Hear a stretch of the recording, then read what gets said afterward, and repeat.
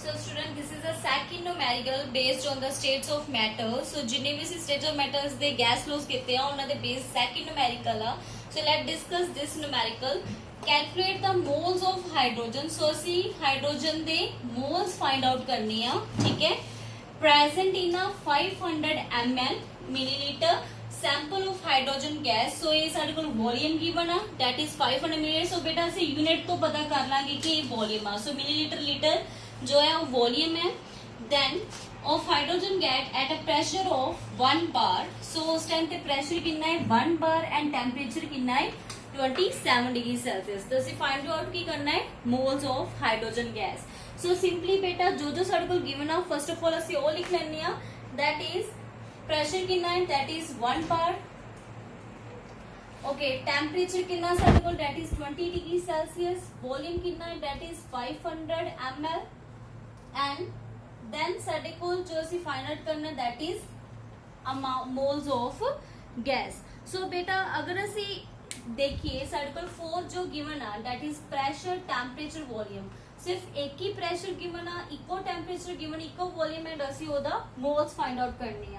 सो सब तो पहला बेटा ਅਸੀਂ जो मिलीलीटर आ ठीक है इनू ਅਸੀਂ चेंज कर लांगे डेसीमीटर क्यूब ਦੇ ਵਿੱਚ, ठीक है. सो बिकॉज ਸਾਡੇ ਕੋਲ जो प्रेशर आ जो मिलीलीटर आ इनू ਅਸੀਂ डेसीमीटर क्यूब ਚ चेंज कर लांगे, ठीक है, या लीटर ਚ चेंज कर लांगे. तो ਸਾਡੇ ਕੋਲ जो वैल्यू है दैट इज 500. ਜਦੋਂ ਅਸੀਂ ਲੀਟਰ ਚ ਚੇਂਜ ਕਰਨਾ 1000 ਨਾਲ ਅਸੀਂ ਕੀ ਕਰ ਰਹੇ ਹਾਂ ਇਹਨੂੰ ਡਿਵਾਈਡ ਕਰ ਰਹੇ ਹਾਂ ਐਂਡ ਜਦੋਂ ਇਹ ਵੈल्यू ਉੱਪਰ ਆਏਗੀ ਤਾਂ ਇਹਨੂੰ ਈਜ਼ੀਲੀ ਸੋਲਵ ਕਰਨ ਲਈ ਮੈਂ 10 रेज़ पावर -3 लिख दिता, ठीक है. क्यों लिखा बिकॉज अगर ये 3 ऊपर आएंगे, ठीक है, 3 zeros आ पता ही होगा अगर ਅਸੀਂ एक्सपेंडेड फॉर्म ਨੂੰ सॉल्व करिए पावर्स फॉर्म च तो जो ये ऊपर आएगी तो -3 बन जाएगी because it means there is a 3 zeros, ठीक है. सो माइनस की शो करता है because this is a over by 500. Now temperature जो साडा सेल्सियस च, ठीक है, इनो ਅਸੀਂ केल्विन च चेंज कर लांगे 273. सो साडे कोल जो आया दैट इज 300 केल्विन. Now साडे कोल जो प्रेशर आ that is 1 bar, temperature is 300 kelvin after changing the 27 degree Celsius in kelvin. Volume साडा मिलीलीटर टू लीटर आ गया दैट इज 500 मल्टीप्लाई टाइम्स का -3 एंड देन ਅਸੀਂ ਕੀ फाइंड करना वा दैट इज n, ठीक है. सो ਅਸੀਂ ਇੱਕ ਫਾਰਮੂਲਾ ਕੀਤਾ ਹੈ that is by using ideal gas equation.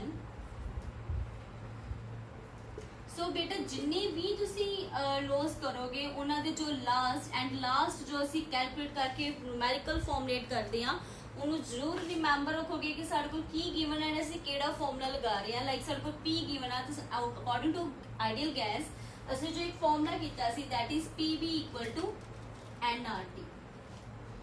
ਨਾउ ਸਾਡੇ ਕੋਲ P ਦੀ ਵੈਲਿਊ ਆ, V ਦੀ ਵੈਲਿਊ ਆ, T ਦੀ ਵੈਲਿਊ ਆ, R ਦੀ ਅਸੀਂ ਫਾਈਂਡ ਆਊਟ ਕਰਨੀ ਆ. ਬਟ ਸਾਡੇ ਕੋਲ एंड दी ਅਸੀਂ फाइंड आउट करनी है साडे कोल r दी वैल्यू. सो r दी वैल्यू बेटा एक कांस्टेंट वैल्यू आ दैट इज 0.083.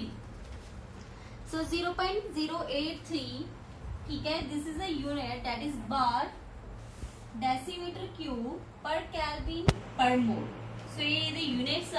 सो ये दी कांस्टेंट वैल्यू आ, यूनिवर्सल कांस्टेंट दी वैल्यू आ that is 0.083 bar decimetre cube per kelvin per mole. So it mean साडे कोल r दी वैल्यू भी आ गई. नाउ जो ਅਸੀਂ फाइंड आउट करना ਉਹਨੂੰ ਲੈਫਟ हैंड साइड ਤੇ ले आओ एंड बाकी सारी टर्म्स ਨੂੰ राइट हैंड साइड ਤੇ. ਹੁਣ जो मैं फाइंड आउट करना ਉਹਨੂੰ मैं ਇੱਧਰ ਹੀ ਰਹਿਣ ਦਿੱਤਾ, ठीक है. PV भी ਇੱਧਰ ਰਹਿਣ ਦਿੱਤਾ on the left hand side and T and R ਨੂੰ मैं लेफ्ट हैंड साइड ਲਈ that is PV by RT = n. Now अगर मैंने शिफ्ट रीअरेंज कर दा that is R = PV by RT.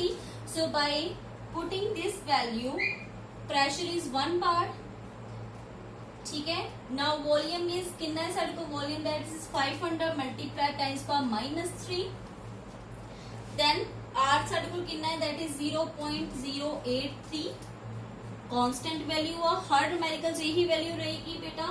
And then साडे कोल टेम्परेचर कितना आ गया that is 300. ਬਾय solving this equation ਹੁਣ ਬੇਟਾ ਤੁਹਾਡੇ ਡਿਪੈਂਡ ਕਰਦਾ ਹੈ ਕਿ ਤੁਸੀਂ ਕਿਸ ਤਰ੍ਹਾਂ ਇਹਨੂੰ ਸੋਲਵ ਕਰਨਾ ਚਾਹੁੰਦੇ ਹੋ ਵੈਦਰ ਤੁਸੀਂ ਇਹ ਜੋ ਡੈਸਿਮ ਜੋ ਮੈਂ ਉੱਪਰ ਲੈ ਕੇ ਗਈ ਆ ਠੀਕ ਹੈ ਜੋ ਮੈਨੂੰ ਪਾਵਰ ਫਾਰਮ ਚ ਐਕਸਪੈਂਡ ਨੂੰ ਪਾਵਰ ਫਾਰਮ ਚ ਭਾਵੇਂ ਉਹਨੂੰ ਤੁਸੀਂ ਥੱਲੇ ਲੈ ਕੇ ਆਓ ਜ਼ੀਰੋਸ ਨਾਲ ਜ਼ੀਰੋਸ ਕੱਟ ਆਫ ਕਰ ਦਿਓ ਠੀਕ ਹੈ ਕੈਲਕੂਲੇਸ਼ਨ ਇੱਕ ਬੋਰਡ ਮਾਸ ਦੇ ਅਕੋਰਡਿੰਗ ਬੇਟਾ ਸੋਲਵ ਕਰਿਓ ਠੀਕ ਹੈ ਕਿ ਲਾਈਕ ਸਭ ਤੋਂ ਪਹਿਲਾਂ ਬ੍ਰੈਕਟ ਸੋਲਵ ਕਰਨੀ ਮਲਟੀਪਲਾਈ ਡਿਵਾਈਡ ਸੋ ਉਹਦੇ ਅਕੋਰਡਿੰਗ ਅਗਰ ਸੋਲਵ ਕਰੋਗੇ ਤਾਂ ਡੈਫੀਨੇਟਲੀ ਤੁਹਾਡਾ ਨੂਮੈਰੀਕਲ ਦਾ ਆਨਸਰ ਪ੍ਰੋਪਰ ਐਕੂਰੇਟਲੀ ਆਏਗਾ सो जो इन्हें सॉल्व करके मेरा आंसर आया दैट इज 0.0201 मोल सो जो मेरा आंसर आया that is 0.0201 mole so this is the amount of substance और you can say moles of hydrogen gas so simply बेटा ਇਹਦੇ ਚ ਕੀ ਕੀਤਾ ਸੀ ਸਟੇਟਮੈਂਟ ਤੁਸੀਂ ਰੀਡ ਆਊਟ ਕਰੋ ਜੋ ਗਿਵਨ ਆ ਠੀਕ ਆ ਅਕੋਰਡਿੰਗ ਟੂ ਸਟੇਟਮੈਂਟ ਤੁਸੀਂ ਉਹਨੂੰ गिवन च ले आओ सो this is the given part so जो मैंने गिवन है ਹੁਣ ਮੈਂ ਇੱਥੇ ਟੈਂਪਰੇਚਰ ਨੂੰ ਸੈਲਸੀਅਸ ਚ ਕੈਲਵਿਨ ਚ ਇਸ ਤੇ ਕੀ ਯੂਜ਼ ਕੀਤਾ ਬਿਕੋਜ਼ ਅਗਰ ਤੁਹਾਨੂੰ ਯਾਦ ਹੋਵੇ ਆਈਡੀਅਲ ਗੈਸ ਤਿੰਨ ਲੋਜ਼ ਦੀ ਕੰਬੀਨੇਸ਼ਨ ਆ ਜਿਹਦੇ ਵਿੱਚ ਅਸੀਂ ਚਾਰਲਸ ਲੋ ਵੀ ਯੂਜ਼ ਕੀਤਾ ਸੀ ਸੋ ਜੋ ਚਾਰਲਸ ਲੋ ਟੈਂਪਰੇਚਰ ਕੈਲਵਿਨ ਚ ਐਕਸਪਲੇਨ ਕਰ ਰਿਹਾ ਹੈ ਸੋ ਦੈਟਸ ਵਾਈ ਇਹਦੇ ਚ ਜੋ ਟੈਂਪਰੇਚਰ ਹੈ ਦੈਟਸ ਵਾਈ ਅਸੀਂ ਇਹਨੂੰ ਕਿੱਥੇ ਚੇਂਜ ਕਰ ਰਹੇ ਹਾਂ ਕੈਲਵਿਨ ਚ ਵੋਲਿਊਮ ਨੂੰ ਮਿਲੀਲੀਟਰ ਚੋਂ ਲੀਟਰ ਚ ਇਸ ਕਰਕੇ ਚੇਂਜ ਕੀਤਾ ਜਾ ਰਿਹਾ because we use the bigger quantities